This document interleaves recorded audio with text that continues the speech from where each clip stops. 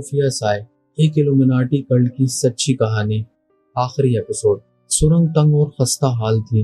ارسلان کے قدم لڑکھڑا رہے تھے، مگر وہ عورت کے پیچھے بھاگتا رہا۔ پیچھے سے آتی قدموں کی گونج اور کلٹ کے ارکان کی سرگوشیاں فضا کو چیر رہی تھیں۔ وہ بچ نہیں سکتا، وہ ہمارا ہے۔ عورت نے ایک لمحے کے لیے رک کر گہری سانس لی۔ ارسلان کو گھور کر بولی، زیادہ سوال مت پوچھو، ابھی بس بھاگو۔ لیکن ارسلان کا دماغ سوالوں سے بھرا تھا۔ تم کون ہو؟ تمہیں پتا کیسے تھا کہ میں یہاں ہوں؟ عورت نے ایک لمحے کے لیے اس کی آنکھوں میں دیکھا، پھر آہستہ سے بولی، میں ان میں سے تھی، لیکن اب نہیں ہوں۔ یہ سن کر ارسلان کے قدم جیسے رک گئے۔ کیا مطلب؟ تم کلٹ کا حصہ تھی؟ عورت نے سخت لہجے میں کہا۔ ہاں، میں کبھی روشنی کی بیٹی کہلاتی تھی، ان کی اگلی وارثہ، لیکن میں نے انکار کیا اور تب سے وہ میرا پیچھا کر رہے ہیں۔ اس لمحے پیچھے سے روشنی کی جھلک آئی، کلٹ کے ارکان قریب آ رہے تھے۔ عورت نے ارسلان کا ہاتھ کھینچا۔ ابھی وقت نہیں ہے کہ میں سب کچھ سمجھاؤں، پہلے یہاں سے نکلنا ہوگا۔ سرنگ کے آخر ایک بڑی لکڑی کے دروازے پر ختم ہوئی۔ عورت نے دروازے پر ہاتھ رکھا اور آنکھیں بند کی، کچھ الفاظ بڑبڑائے جو ارسلان نے پہلے کبھی نہیں سنے تھے۔ دروازہ چرچراتے ہوئے کھل گیا اور باہر کی ٹھنڈی ہوا کا جھونکا اندر آیا۔ ارسلان نے حیرت سے کہا، یہ تم نے کیا کہا تھا؟ عورت نے ہلکی سی مسکراہٹ کے ساتھ کہا، یہ ان کی زبان ہے، جیسے وہ زبان روشنی کہتے ہیں۔ یہ دروازے کھولتی بھی ہے اور کبھی کبھی بند بھی کر دیتی ہے۔ دونوں سرنگ سے نکل کر ایک سنسان قبرستان میں آ کھڑے ہوئے۔ چاند کی مدھم روشنی میں پرانے کتبے اور ٹوٹی ہوئی قبریں دکھائی دے رہی تھیں۔ ارسلان نے گہری سانس لی۔ کیا ہم بچ گئے ہیں؟ عورت نے سرد لہجے میں کہا، ابھی نہیں، کیونکہ وہ تمہیں چھوڑیں گے نہیں۔ تم نے کتاب نور کو چھوا ہے، اب تم بھی ان کا حصہ ہو، چاہو یا نہ چاہو۔ ارسلان کے قدم لرز گئے۔ تو پھر میں بھی ان جیسا بننے والا ہوں؟ عورت نے اس کی طرف دیکھا اور پہلی بار اس کی آنکھوں میں خوف جھلکا۔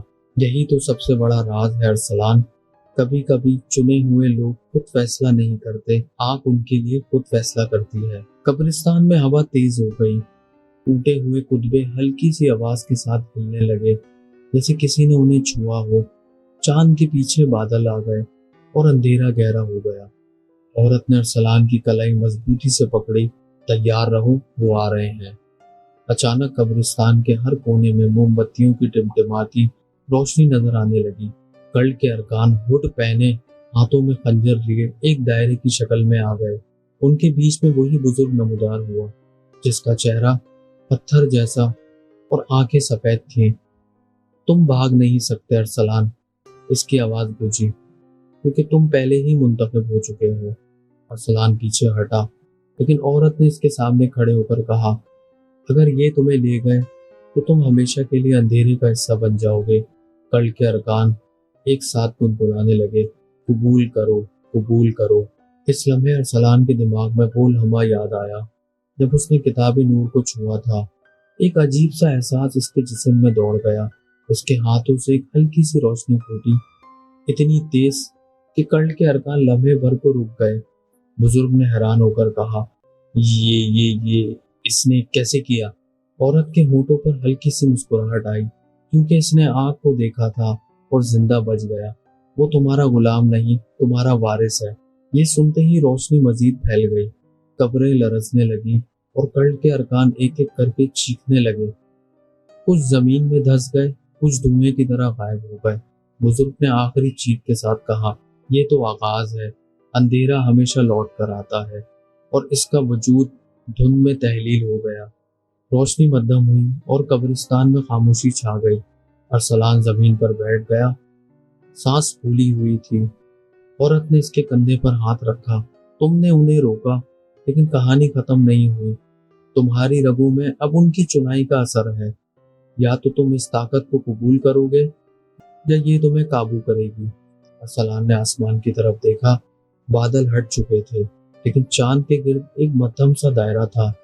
دائرے کے بیچ وہی ایک آنکھ لمحے بھر کی چمکی، اور ارسلان کے دل میں یہ سوال پوچھنے لگا، کیا میں نے واقعی کلٹ کو ختم کیا یا میں خود ان کا حصہ بن گیا؟